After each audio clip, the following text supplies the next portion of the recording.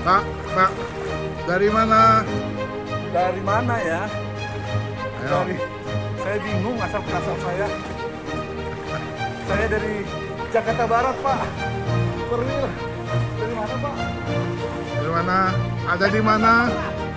Ada di mana? Dari mana? Dari mana ya?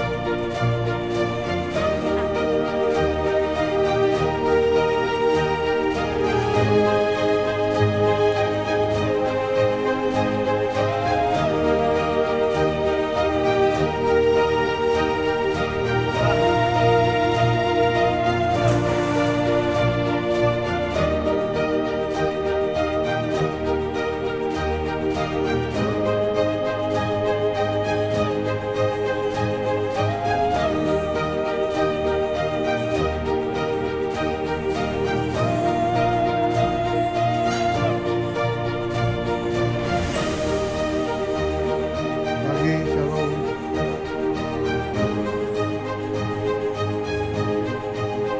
Duduk.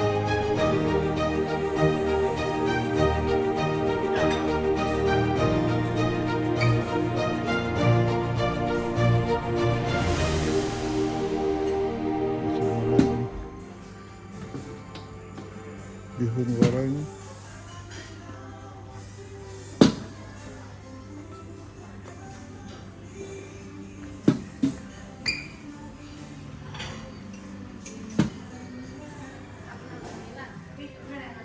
Ya, 109.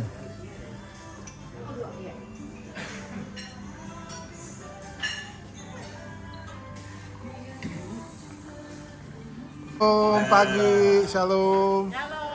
Pagi semua. Ya.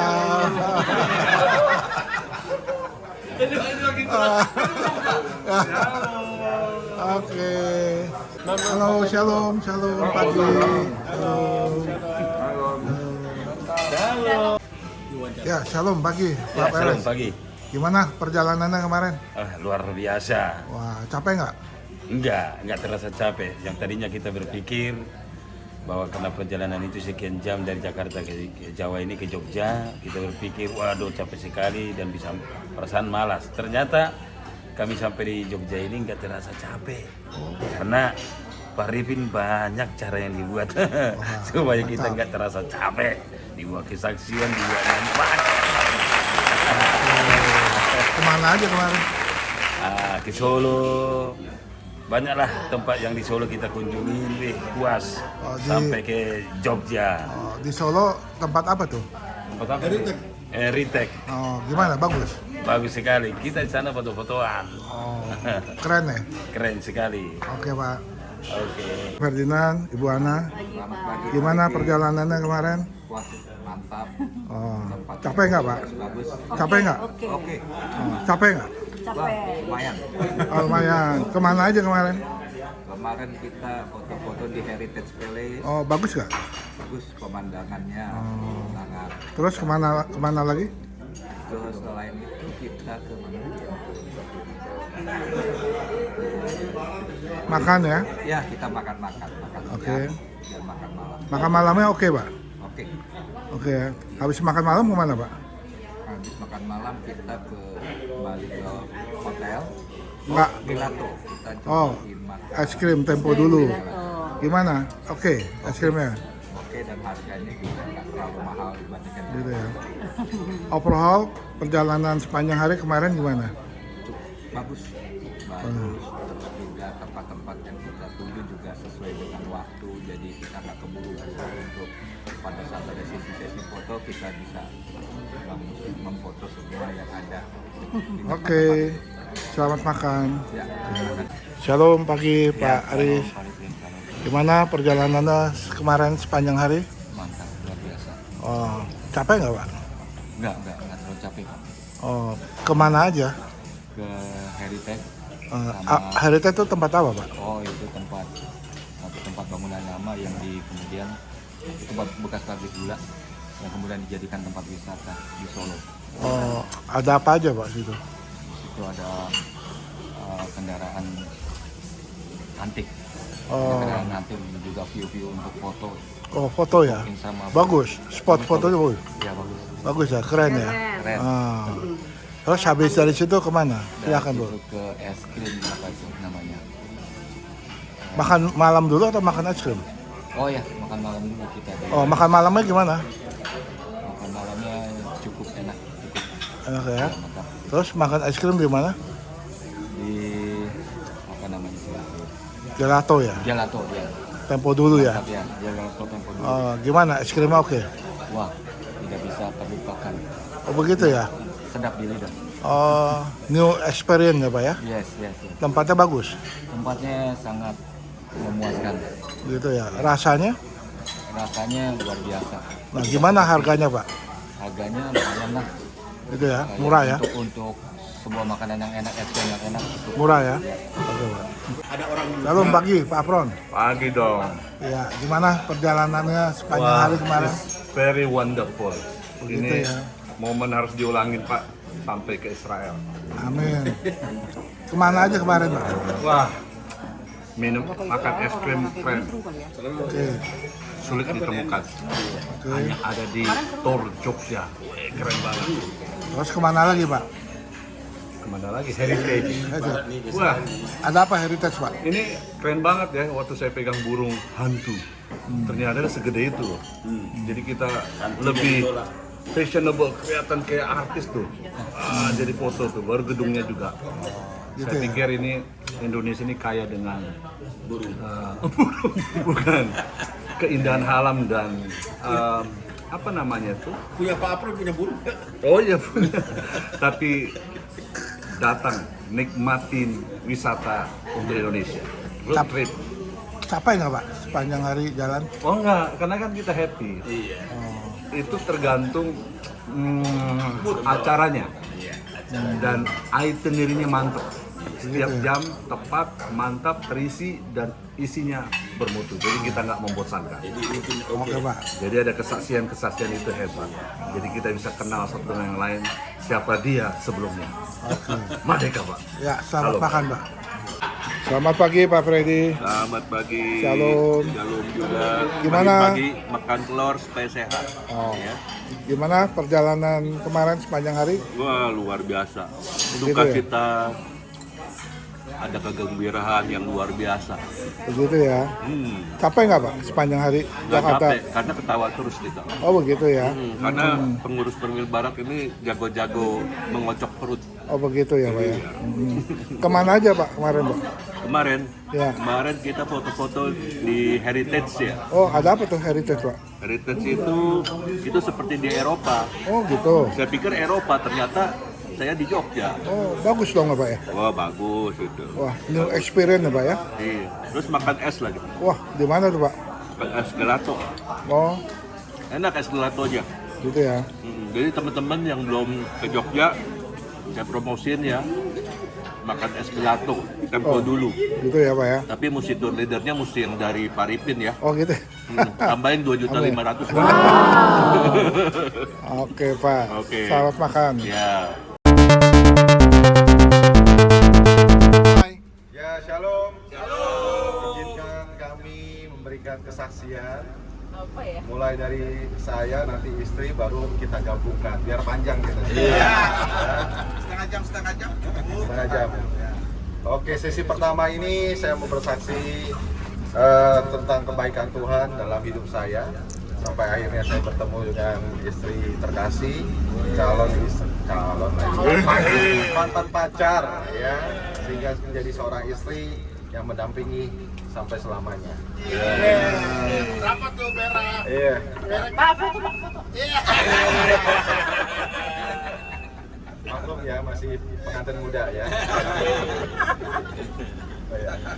Ya, saya menjadi seorang Kristen Ya sejak memang karena keluarga saya, ayah saya, ibu saya, dan kakek saya kebetulan juga hamba Tuhan. Lalu ayah dan ibu saya bukan hamba Tuhan, tapi mereka mengajarkan saya untuk ke gereja. Kakeknya Pak Daniel teman saya. Nah itu dia, ini ada saksinya. Nah ini kehidupan masih masa muda saya, masih kecil saya, ada Pak Herman. Karena saya tinggal di dalam lingkungan sama dengan Pak Herman. Iya, bahkan saya lebih masuk lagi dari Pak Herman. Gang buntung saya. Kalau Pak Herman masih ada jalan bisa buat mobil parkir. Kalau rumah saya nggak bisa buat mobil parkir. Motor aja harus ganti-gantian jalannya. Benar ya Pak Herman ya? Nah, kakek saya satu pelayanan sama Pak Herman di GBI Yehuda, ya Palmera. Ya. Nah, lalu ya saya tinggal dan hidup dalam keluarga yang sederhana, tidak mewah. Seperti tadi saya katakan, di dalam gang, masuk lagi dalam gang, nah itulah rumah saya.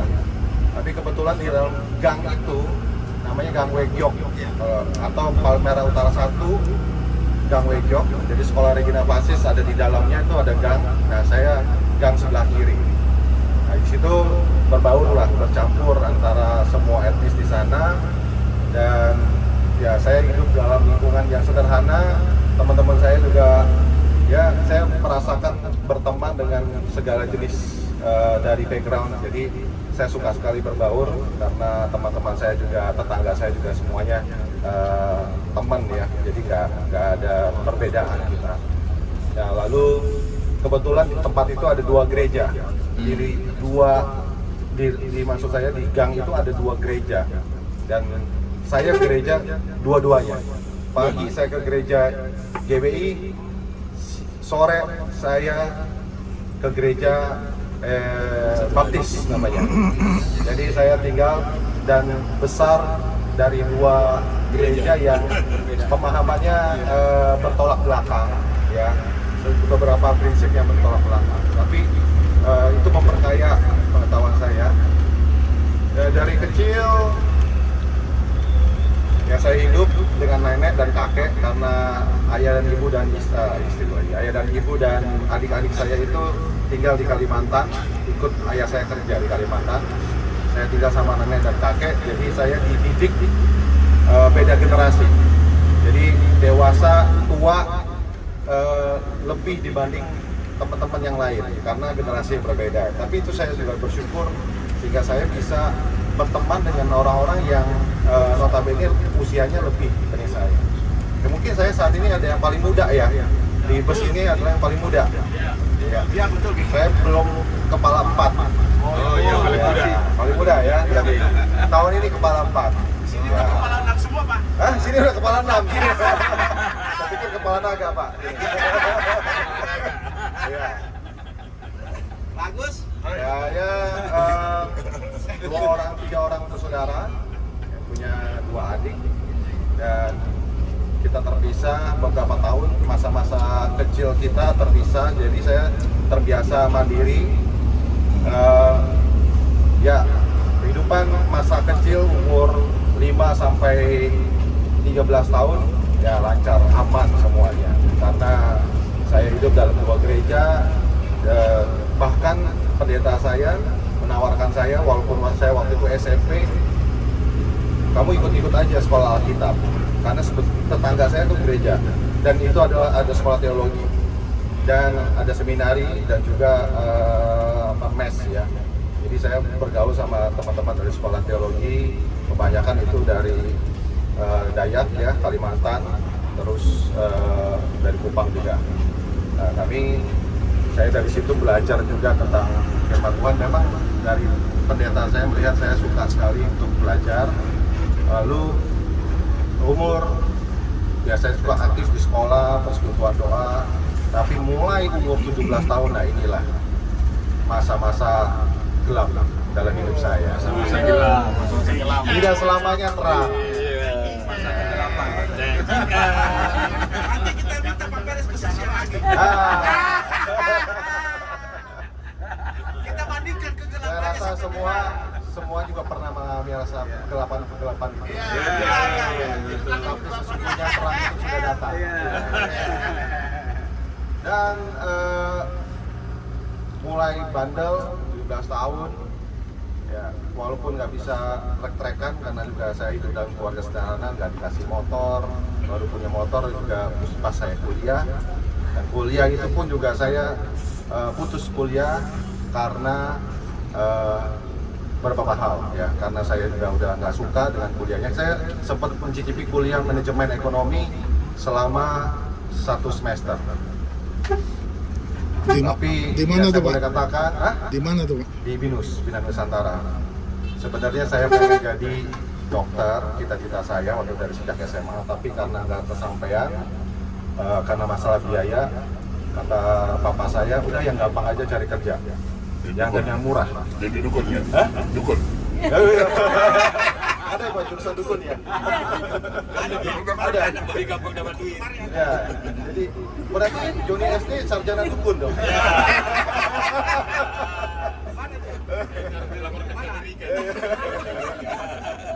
Ya satu semester saja, karena mau naik semester kan harus ujian. Ya puji Tuhan saat itu buat melanjutkan ujian saya, Pak membayar sehingga saya tidak ujian. Dan putus, memang juga saya nggak niat lagi sekolahnya, kuliahnya.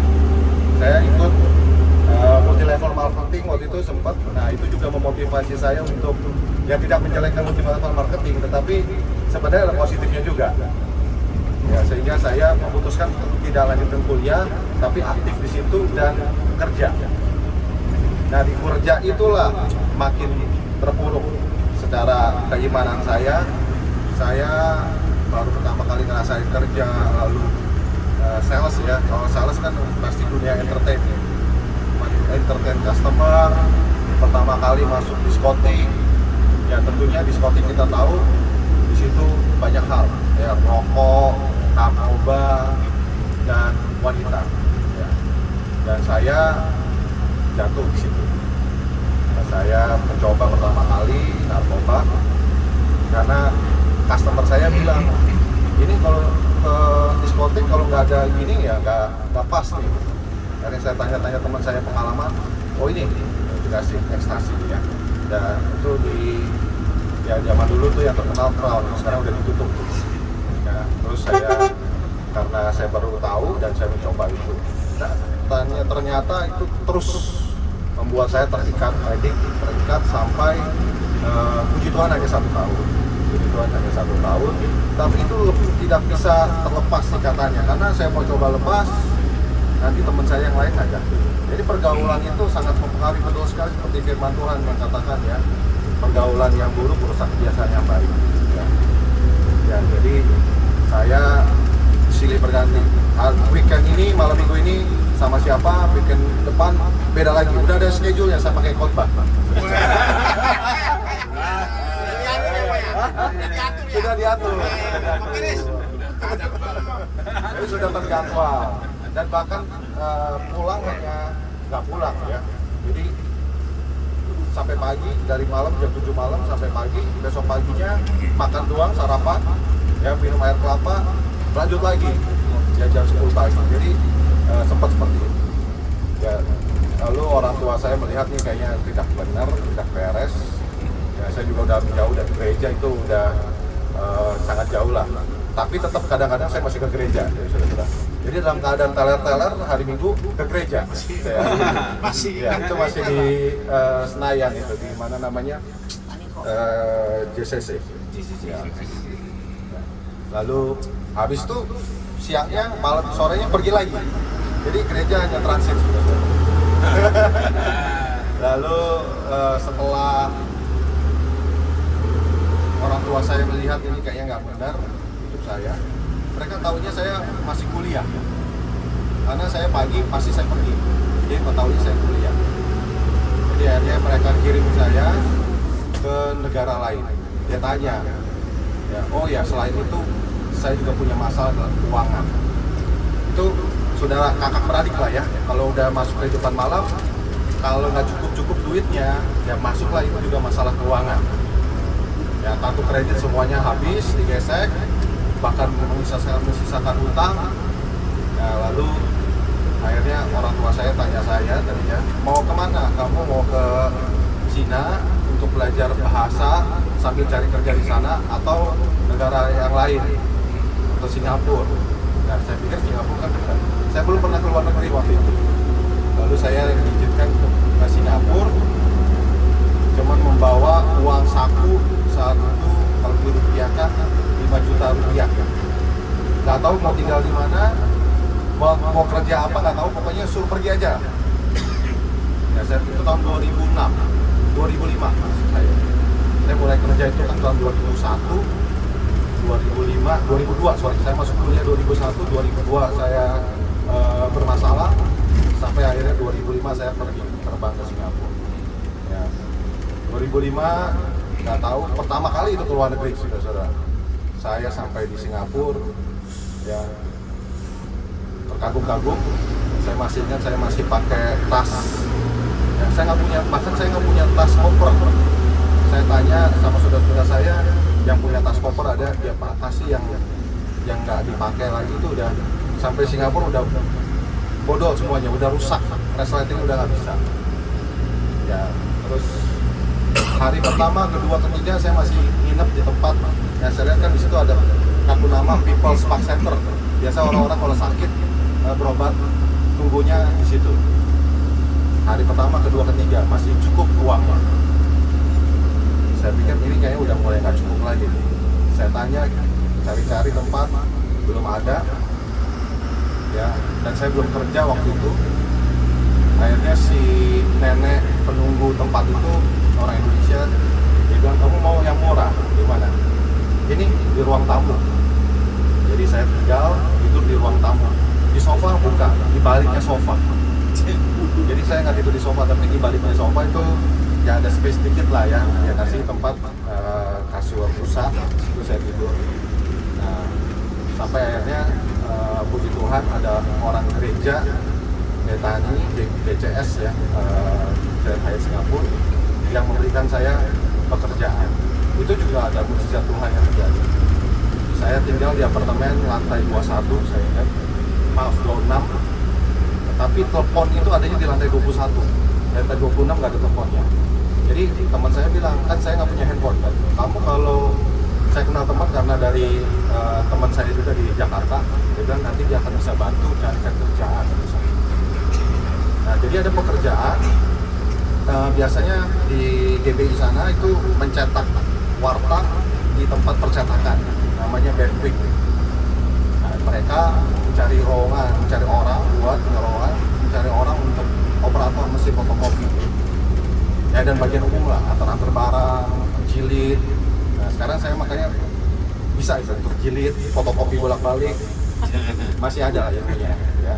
Nah, lalu dia bilang nanti akan dipanggil.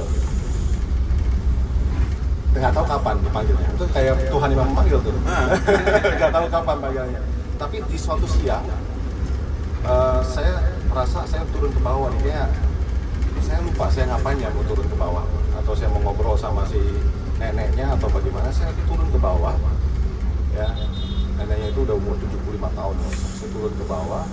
Lalu ada telepon berdering. Tring gitu. Loh, ini nggak ada yang angkat. Biasanya ada mbaknya, ada neneknya, itu nggak ada yang angkat. Saya memberanikan diri angkat. Ternyata yang menelepon adalah dari tempat pekerjaan itu. Dia bilang, kenapa nggak diangkat-angkat? Karena udah lama juga. Kenapa? Ini kamu siapa? Daniel? Iya. Jam beda 15 menit. Kamu harus sampai. Ya, kalau nggak salah jam 10. Kamu harus sampai ke tempat itu pekerjaan karena kamu dipanggil. Lalu saya segera bergegas, karena kalau di Singapura nggak ada kata terlambat ya, semuanya serba fix, MRT, bus semuanya teratur jamnya, jadi nggak ada alasan terlambat. Akhirnya puji Tuhan saya diterima di tempat itu, ya saya bekerja di sana selama 1 tahun. Ownernya itu orang Hong Kong. Tahu sendiri kalau orang Hong Kong semuanya serba cepat ya. Tangga jalan eskalator di Hong Kong, di Singapura sama di Indonesia itu beda. Itu bisa tahu dari cara kerja orangnya. Yang di Singapura cepet banget eskalatornya ya. Udah kalau Hong Kong juga sama, cepat juga. Jadi semuanya harus cepat. Diomelin terus segala macam, dididik. Ya karena saya udah terbiasa dididik sama kakek nenek saya, ya dia juga orang tua. Jadi saya mentalnya masih tangguh.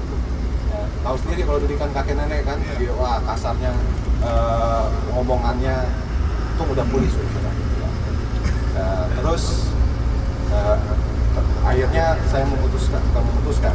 Ayah saya lihat kok ini nggak berkembang. Dia bilang udah kamu balik aja. Saya akan kasih kamu usaha. Pulang aja deh. Kayaknya jauh dari keluarga juga nggak enak. Kamu pulang aja. Saya kasih kamu usaha travel. Ya dengan janji itu akhirnya saya pulang.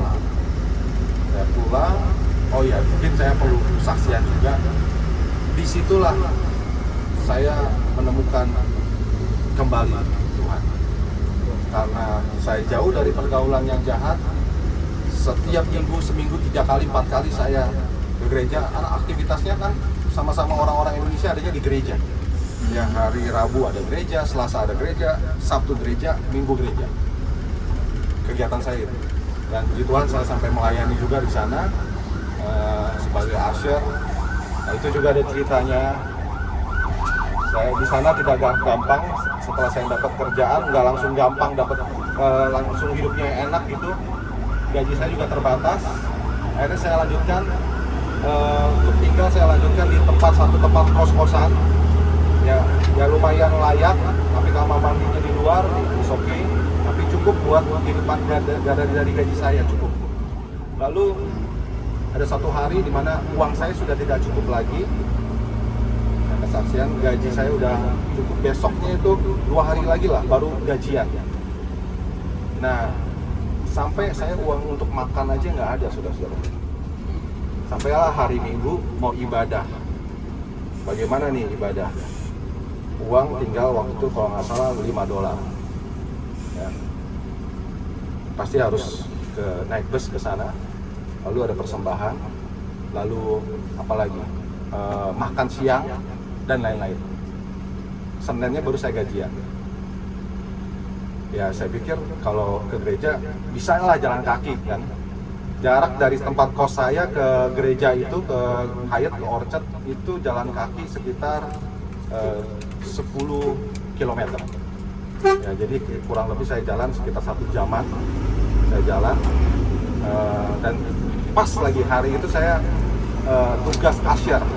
Jadi jam 6 pagi harus sudah sampai. Jadi saya jalan dan jam 5 saya ingat setiap kali jalan saya langkahkan untuk nyanyi Jalan Serta Yesus. Kerja buat Tuhan selalu manis. Saya nyanyi terus. Nah, terus uang yang sisa $5 itu saya pakai untuk buat persembahan. Ya memang tidak besar, tapi Tuhan melihat hati saya, bagaimana saya memprioritaskan Tuhan. Dan saat itu saya tidak sedang bertransaksi sama Tuhan. Saya hanya punya hati yang tulus, jalan. Kalau gereja bisa jalan, buat Tuhan saya bisa kasih. Lalu siangnya, saya berharap kan ditraktir makan sama teman saya. Karena kan kita biasa ngobrol-ngobrol. Saya ditraktir sudah, puji Tuhan. Kopi Starbucks, pertama kali saya minum kopi Starbucks, teman saya traktir. Itu kan dia suruh pilih yang mana, saya ikut sama dia kopi berat. Jadi saya ikut dia. Hasil saya keringet dingin, belum makan, minumnya Starbucks yang berat dan pertama kali itu keringet dingin. Baru teman saya yang lain ngajak saya makan. Setelah dia ngajak kopi, dia ngajak makan. Saya udah nggak bisa makan lagi terus. Ya tapi tetap saya bisa lewati bersama dengan Tuhan. Akhirnya pulang nebeng teman saya karena saya ada satu kos juga teman saya bayarin saya terus. Besok paginya, belum gajian hari Selasa karena saya hari Senin dikasih sama bos saya, dia kan orang Hongkong tidak suka yang manis-manis. Dia dikasih sama temannya kue lapis dari Indonesia. Jadi dia kasih saya, dia bilang nggak suka nih kue lapis, kamu makan aja. Masih ada satu loyang, cuman potong dikit doang dia makan, utuh. Jadi selama 2 hari 1 malam saya makan kue lapis itu yang dikasih. Saya masih ingat pas makan siang nongkrong kan biasa orang pada makan gitu ya. Kalau di Singapura kan rapi-rapi ya pakai nasi. Saya hanya pakai kue. Saya makan di luar ya pakai makan bawa bungkusan kue lapis. Makan malam kue lapis juga. Makan sore kue lapis. Makanya sampai sekarang jangan ada yang nawarin saya kue lapis. Saya nggak makan.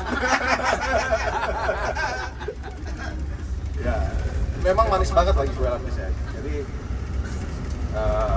kalau minum di Singapura itu gampang ya, karena air kerannya pun juga bisa diminum. Terus akhirnya saya dapat gaji saya hidup lagi, mulai lagi. Nah, balik lagi ke tadi, saya pulang ke Jakarta, tidak ke Jakarta, tapi ke Kalimantan. Karena ayah saya di Kalimantan, usahanya dia di Kalimantan, dia suruh saya usaha di sana. Tapi apa yang dijanjikan ayah saya tidak terjadi, dia malah suruh saya cari kerja sendiri aja katanya. Di Pontianak, cari kerja di Pontianak gimana caranya, saya nggak ada ijazah ya. Lu kok ini ada nih supir supir sekolah yang buat antar jemput sekolah ya, antar jemput sekolah. Saya bilang kalau memang ada nggak apa-apa, saya jalani. Tapi akhirnya tidak jadi, dia malah mau kirim saya ya, karena ayah saya cukup keras ya, dia lulusan akademi pelayaran laut ya. Jadi cukup keras didiknya, dia didik keras sama kakek saya, jadi dia didik saya keras. Udah, kamu pergi ke tempat kantor dia, ada cabang di Kumai. Mungkin ada yang banyak yang tahu ya, Kumai itu dekat Pangkalan Bun di Kalimantan Tengah, pedalaman. Coba kamu kerja di situ, ada lowongan. Lu teman dia aja merasa nggak tega, dia bilang, kok lu biarkan anak lu pergi ke Kumai, itu kan daerah pedalaman, dia nggak bisa hidup di situ nanti. Akhirnya saya dikirimlah ke Semarang, saya kerja di Semarang, kerja serabutan juga di pelabuhan. Saya tinggal di Tanjung Mas, di pelabuhan, ngekos juga di sana, ya, panas dan ya pergaulan sama kuli-kuli, karena saya di bagian ekspedisi ya. Jadi kalau ada barang masuk, saya bantu ngitungin, kuli yang ini, saya coba bantuan ngitungin aja. Nah terus saya bosan 3 bulan di sana. Saya bilang sama ayah saya udah dapat kerja di Jakarta. Saya ngelamar lewat website. Dia bilang, ya udah, datanglah ke Jakarta. Padahal saya belum dapat kerjaan saat itu. Saya ngekos di daerah Tanjung Duren. Dan karena keluarga saya udah pindah ya dari Palmerah pindah ke daerah Tangerang, Pamulang. Jadi saya maunya ngekos aja daerah Jakarta. Ya, itu sangat juga sederhana ya, kosannya ukurannya 2x2 kalau nggak salah, 2x2,5 lah ya. Pintunya juga bukan pintu pintu geser, pokoknya sangat sederhana. Lalu puji Tuhan setelah 1 bulan ternyata betul saya dapat kerjaan seperti yang doa saya ya. Saya lanjutkan kerja di ekspedisi. Saya pernah kerja yang entertain itu kan di ekspedisi, freight forwarder. Saya kerja di freight forwarder, dan setelah 1 tahun kerja di situ, saya coba ngelamar di perusahaan Alkes, alat kesehatan. Saya mau cari perusahaan yang punya produk, bukan hanya nawarin jasa. Kalau freight forwarder kan hanya nawarin jasa, cuap-cuap, barang pasti sampai, selamat segala macam. Tapi kan nggak kelihatan. Nah, saya mau cari produk yang bisa kelihatan, bisa dipresentasikan, dan lewat beberapa perusahaan ya, saya coba beberapa perusahaan saya lamar, yang dapat adalah perusahaan Alkes. Saya masuk perusahaan Alkes, juga butuh waktu untuk nunggu ya, lama. HRD manggil saya sampai diputuskan, dan akhirnya saya berpikir ini kan kembali kepada apa yang saya cita-citakan, yaitu menjadi seorang dokter. Jadi saya ada urusannya sama kedokteran lagi. Nah di situ saya belajar bekerja dan belajar juga, karena saya punya minatnya di kedokteran. Saya kuasai, puji Tuhan, karena kuasa Tuhan saya kuasai cukup cepat. Dalam waktu 2 tahun ada seorang pengusaha, dia membuat satu perusahaan Alkes, dia ajak saya untuk bergabung menjadi pemimpin di perusahaan itu. 5 tahun, akhirnya saya buka sendiri. Setelah 5 tahun bersama dia, saya buka sendiri. Dan jadilah perusahaan yang ada sekarang. Ya. Nah itu kisahnya. Jadi seorang dokter, punya cita-cita dokter, nggak kesampaian. Terus akhirnya saya ada di perusahaan kedokteran. kedokteran dan saat ini puji Tuhan saya mempunyai usaha di bidang kedokteran. Tapi juga usaha itu tidak langsung cepat seperti apa yang kita pikirkan hasilnya, tapi prosesnya itu juga berupa saya harus jual rumah saya untuk modal alkes itu. Saya dulu punya rumah di Jakarta Garden City, jauh ya, dari Jakarta Barat pindah langsung ke sana. Tapi itu juga punya maksud Tuhan, nanti istri saya yang lanjutkan. Kenapa bisa pindah di sana? Kita akhirnya bersepakat, ini karena suami istri bersepakat, nggak gampang sudah untuk membujuk istri kita jual rumah kita ya, buat usaha. Usaha kan belum tentu berhasil. Ya. Tapi istri saya taat, tunduk, ya oke, kita jual rumah dan kita ngontrak lagi. Tapi puji Tuhan terus sampai akhirnya Tuhan bukakan sampai seperti sekarang ini ya, di rumah lagi itu Tuhan. Nah, kalau kesaksian saya setelah saya di Singapura ada titik balik saya. Setelah itu Tuhan memanggil saya lagi lewat beberapa kesempatan dan konfirmasi. Akhirnya saya melayani Tuhan di satu gereja.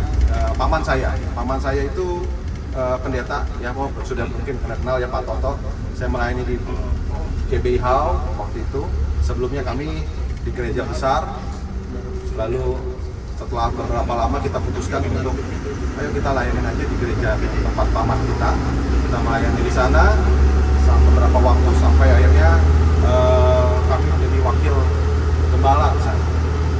Saat itu Tuhan memanggil kita lebih jauh lagi untuk mengembalakan. Ya, kita mencari tempat untuk mengembalakan. Tadinya tempat yang direncanakan awal hanya di kantor saya, di ruang meetingnya. Tapi di dalam hati kita itu suara keras dari Tuhan bahwa kalau mau pelayanan jangan tanggung-tanggung. Kalau mau mengembalakan jangan cuma asal ada. Akhirnya kita berdoa, dapatlah ruko di Puri Mansion. Yang tadinya kita planning tempat meeting, ruko kecil asal ada asal ada aja. Tapi akhirnya kita ya bernasar sama Tuhan, dua ruko langsung di Puri Mansion. Tapi itu butuh konfirmasi juga ya dari Tuhan. Sampai akhirnya kita mengembalakan dan puji Tuhan. Pelayanan kami Tuhan terus juga perluas. Saat ini Tuhan percayakan di cabang ya di Cipupa, lalu Galaksi Bekasi, dan juga di Batam. Malah cabang pertama kita di Batam. Dan upcoming minggu ini kita akan pergi ke Medan, Tebing Tinggi untuk pembentukan juga cabang di sana. Ya, ada 30 jiwa yang akan dibaptis. Sebelumnya mereka dari gereja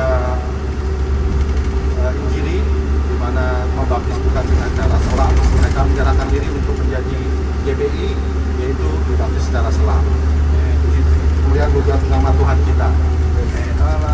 Oke, dan itulah kisah saya bagaimana saya dipakai Tuhan, dipanggil Tuhan dari ya, pada saat saya lagi di lembah itu, saya pikir juga Tuhan nggak akan bisa angkat saya. Saya bukan siapa-siapa, kondisi saya minus, keuangan saya. Nah, keuangan itu juga setelah saya bangkit lagi, ya, saya dan istri saya yang bantu saya untuk memberanikan, udah kamu hubungin aja tuh kartu kredit yang yang saya berhutang waktu itu, kita bayarin. Istri saya yang datang ke sana, dia bantu saya untuk bicara ke orang itu, kan biasanya kalau kartu kredit itu ada bunganya ya. Ya puji Tuhan bunganya itu sama mereka dihilangkan. Jadi tinggal pokoknya aja. Ya udah kita bayar, akhirnya kita selesaikan masalah keuangan. Itu kesaksian dari saya, nanti boleh ditambah istri saya, kemuliaan bagi nama Tuhan kita. Dari background seorang yang pernah tidak ada harapan, narkoba, kehidupan malam, ya jenis narkobanya juga waktu itu dari ekstasi naik terus sampai ke kokain, ya jadi udah cukup kelas berat.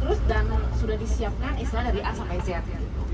Tapi kok saya sama Pak Daniel yang masih pejuang gitu kan. Terus saya bilang sama Daniel, saya nggak masuk di pikiran saya, tapi kayak saya nggak bisa lepas sama Pak Daniel.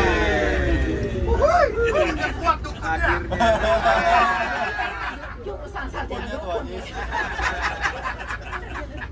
Terus saya bilang, tapi saya nggak bisa loh, saya bilang gitu kan.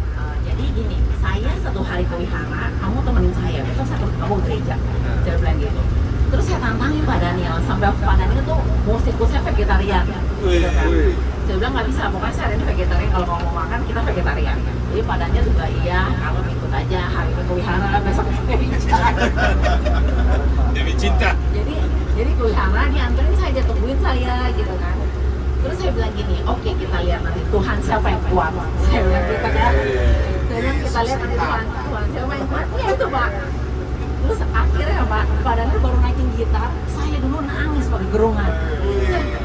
Saya bilang gini lama-lama, saya bilang nggak bisa nih, saya bilang bener Tuhan dia yang kuat. Ya, jadi Pak Daniel itu nggak pernah ngizinin saya keras Pak, karena kan nggak bisa ya Pak ya, kalau dikerasin nggak bisa. Gitu. Jadi dia cuma nyanyi, nyembah Tuhan itu ya itu saya duluan yang nangis, saya duluan yang saya bilang ya udah deh Tuhan, saya nyerah deh kalau udah gitu caranya. Nah jadi, tapi dalam perjalanan sampai itu kan orang tua saya itu tidak mengizinkan Pak, dan saya kan merespek mereka, dan saya ingat banget satu kalimat papa saya tuh. Jadi saya kemarin ada cerita sekilas sama Bu Mimi, sama Bu Cinta juga. Saya tuh anak paling kecil, tapi saya tuh paling dipercaya papa gitu. Jadi dari masalah keuangan, masalah urusan surat-surat rumah tuh semua udah ke saya gitu istilahnya. Jadi papa saya tuh cuma ngomong satu kalimat begini ke saya, itu kayak buat saya sakit banget gitu. Kamu kan janjinya sama bapak nggak begini, gitu. Janjinya sama bapak kamu nggak pindah agama, gitu kan. Jadi itu buat saya sakit banget. Terus, nah itulah yang tadi pada cerita kenapa kita di Jakarta Garden City.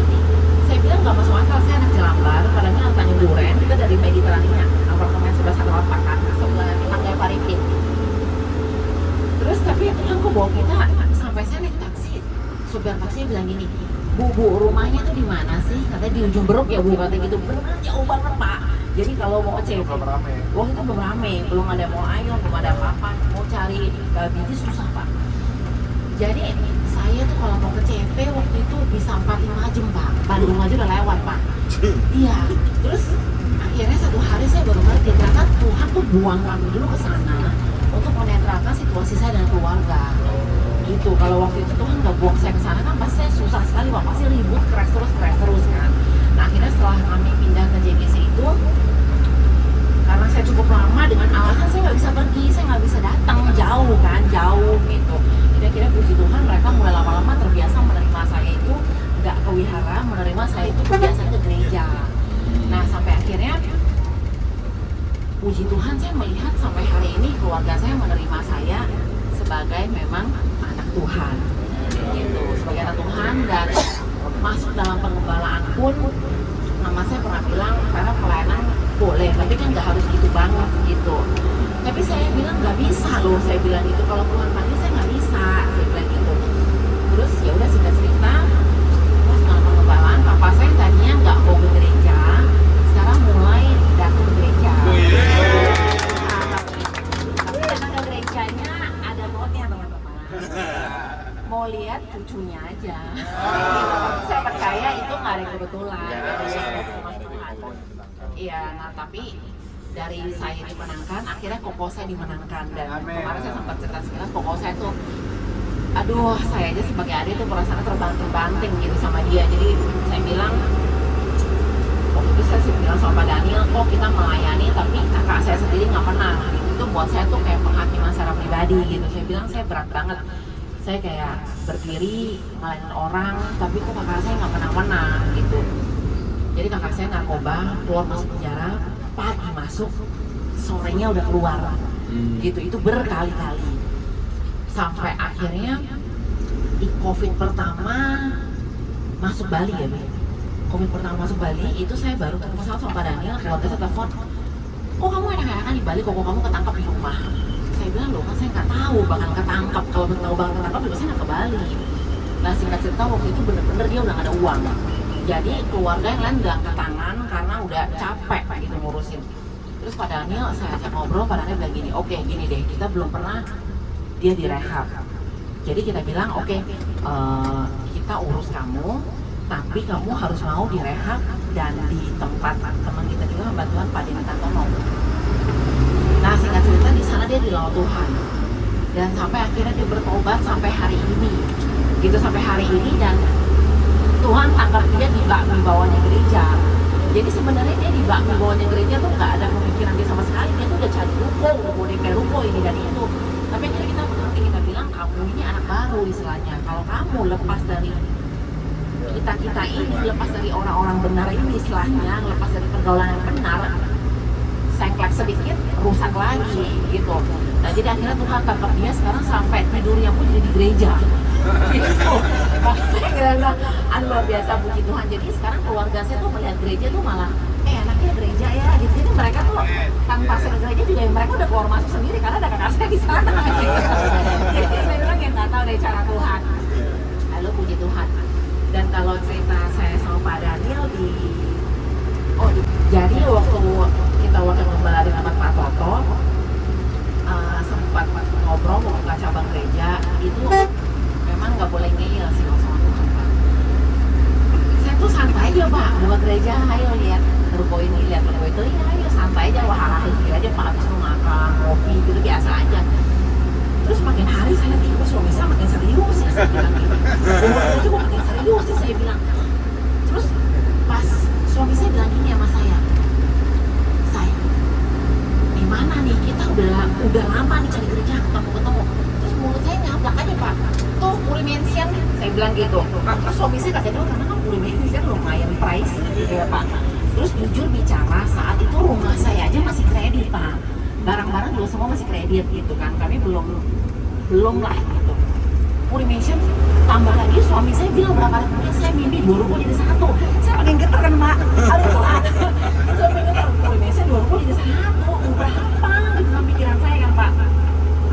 Malamnya tuh Pak, di mobil saya bilang ini sama Pak Daniel, malam ini saya mau bicara serius sama kamu, saya bilang gitu. Jadi semua anak-anak saya suruh keluar dari kamar. Terus saya bilang gini, kamu bener mau jadi gembala? Saya bilang gitu. Iya benar kata dia, mau cari gereja kemana-mana. Saya bilang gini, kalau kamu jadi gembala, saya cerai sama kamu. Saya bilang gitu. Baik. Saya nggak mau karena saya nggak punya cita-cita jadi istri gembala.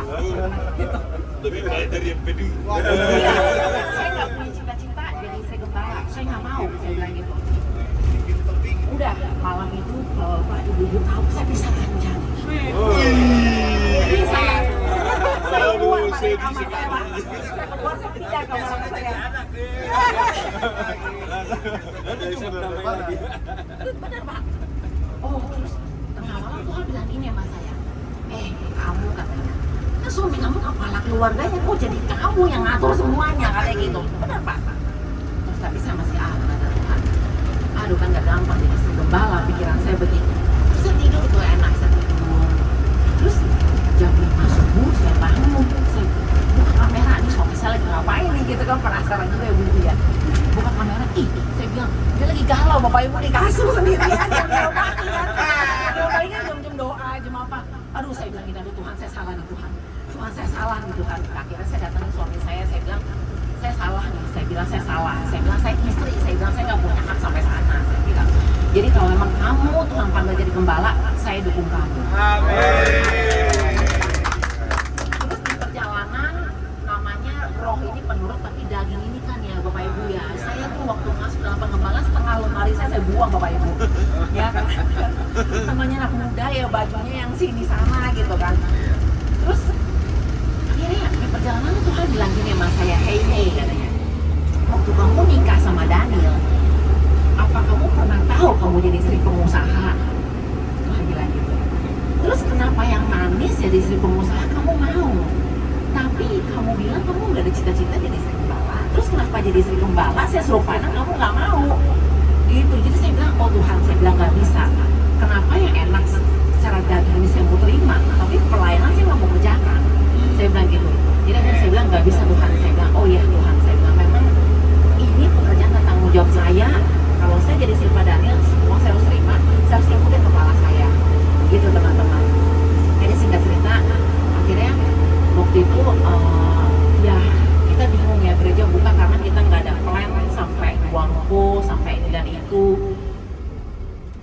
saya ingat banget, kita punya kartu kredit 10 lembar.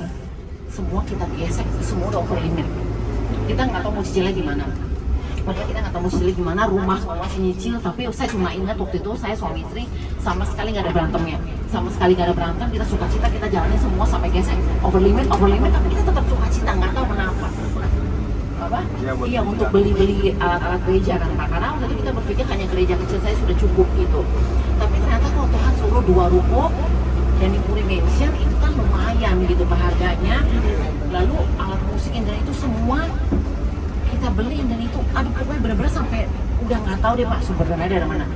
Tapi saya bilang Tuhan tuh luar biasa. Amin. Semua selesai loh Pak. Semua selesai Pak, bener-bener selesainya sampai saya sendiri pun nggak sadar Pak, lunas gitu.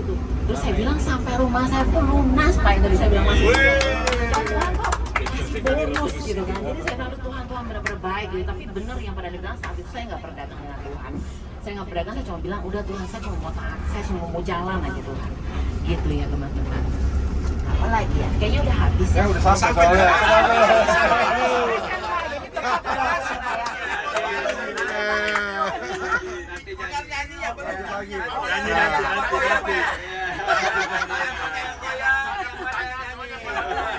Kembalikan pada Pak Ripin ya.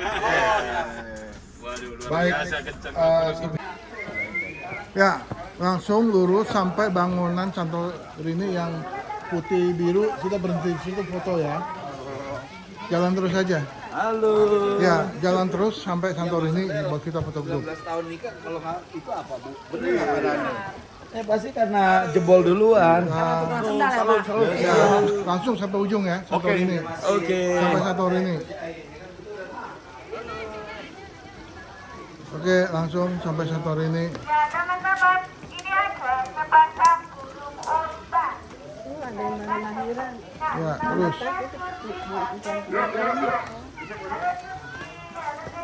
Ya.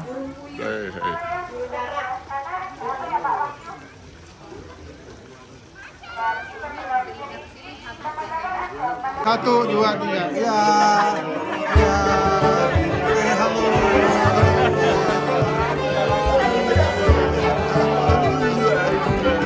Oke.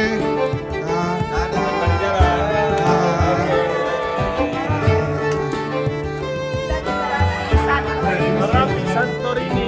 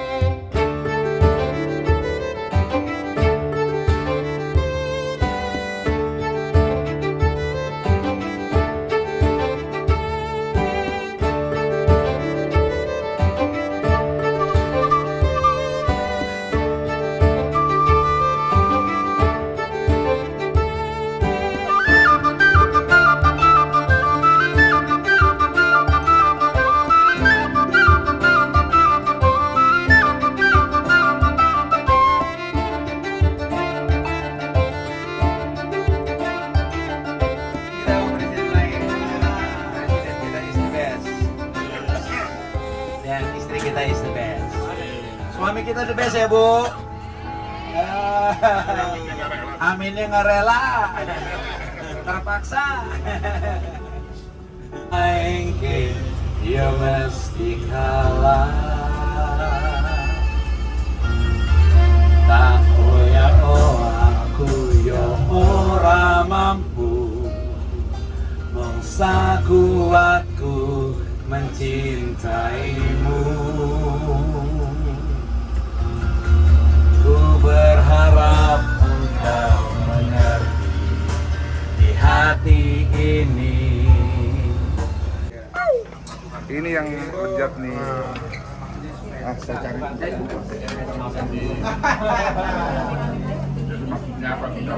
Waduh, iya boksu.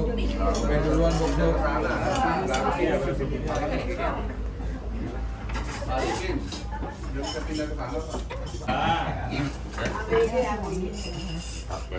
Makan apa, Pak? Makan apa, Pak? Biasa nih, mantap nih.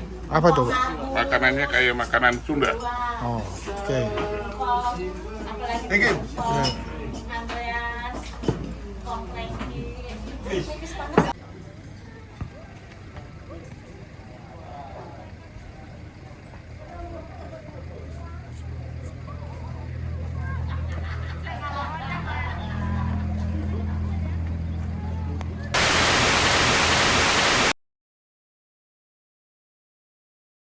Mau kemana Ibu? Mau ke Lava Tour. apa tuh? Oke. Mau kemana nih Bapak nih? Oke, Mau kemana nih? kita mau jalan. Ah, oke. Ini mau kemana nih Pak? Mau Gunung Merapi. Gunung Merapi, mantap. Mantap. Itu helmnya Pak. Bapak ini mau kemana Pak? Oh, mau ke Gunung Merapi. Oh, Bapak mau kemana Pak? Mau ke Gunung Merapi. Gunung Merapi. Bapak mau kemana Pak? Mau kemana nih? Larpa aja. Oke. Mau cari pasangan. Pak, mau kemana Pak? Mau kemana? Mau cari wangsit. Pasar. Pasar. Pasar apa? Ini Bapak kemana Pak? Oh, Merapi kita. Oke. Ya. Oke, Pak. Depan sudah ada kamera. Udah boleh duduk.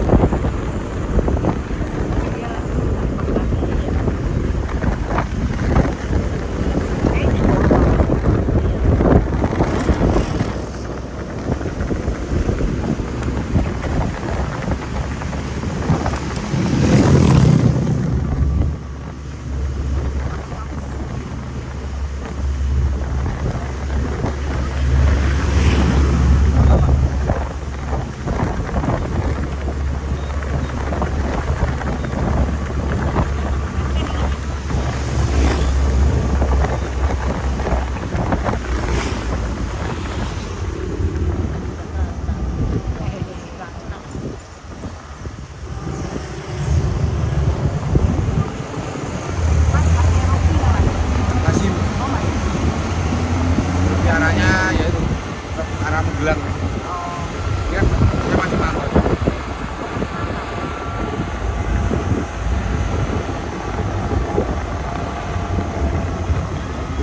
Yo, berdiri lagi, Bu.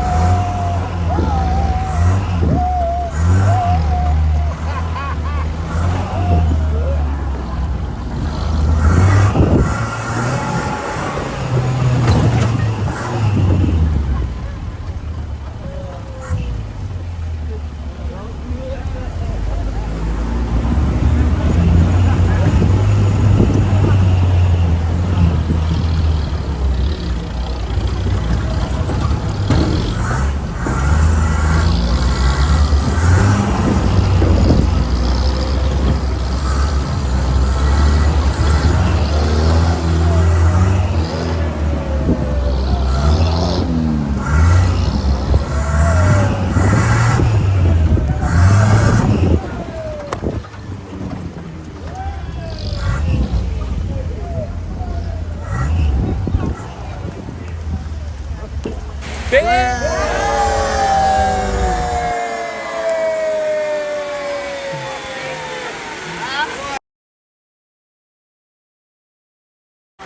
semangat ya. Semangat. Semangat. Ngetarikin seminar tulang. Ya.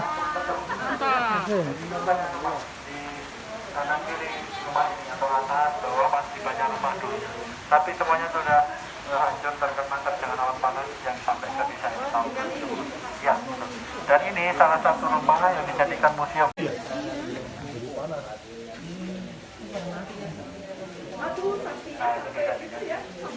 Kalau kayak gitu harusnya langsung dipotong ya, biar bisa dimakan. Steak jadi steak itu. Bisa bos.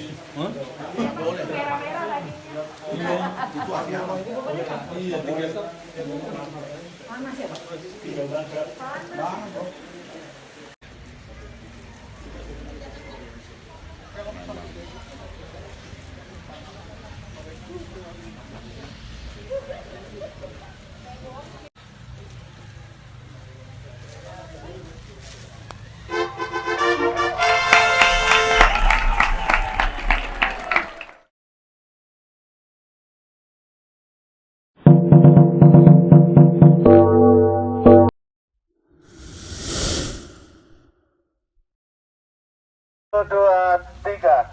Semangat lagi. Bang Marijan, Yogyakarta, GPI. Oke, tepuk tangan semuanya. Mantap, mantap, mantap, mantap. Oke, Bapak Ibu dari GPI, kalau berkenan.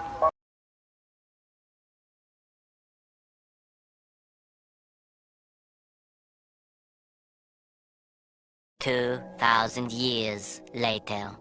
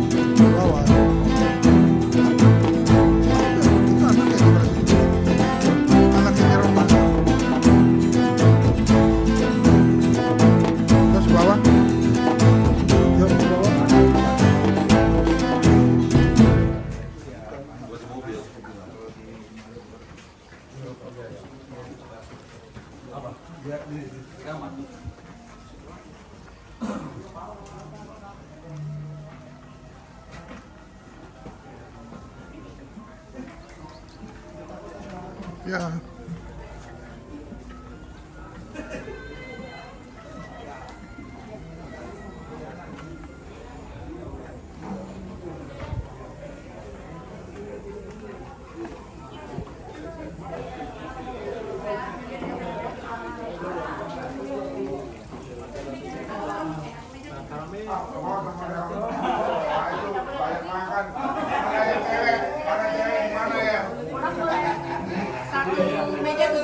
Tujuh orang satu meja. Jadi kalau yang kayak puding gini nggak nambah nih. Tolong berhenti sama di sini. Kalau ada cewek, yang ada ceweknya di sini. Nah, kalau ada cewek makannya sedikit. Nanti kita ngatur aja. Meja ini hanya boleh 6 orang, nggak boleh lebih. Hanya boleh 6 orang. Eish. Mantap. Iya. Makan apa-apa, minum 2 sendok. Malam masak. Selamat makan. Makasih. Selamat makan. Aduh, Ya. hauce. Bisa. Nah ini udah mau tidur baru. Selamat makan. Oh. Selamat makan. Selamat makan semua. Ya, selamat makan, Pak Erik. Ya. Ya, Ibu.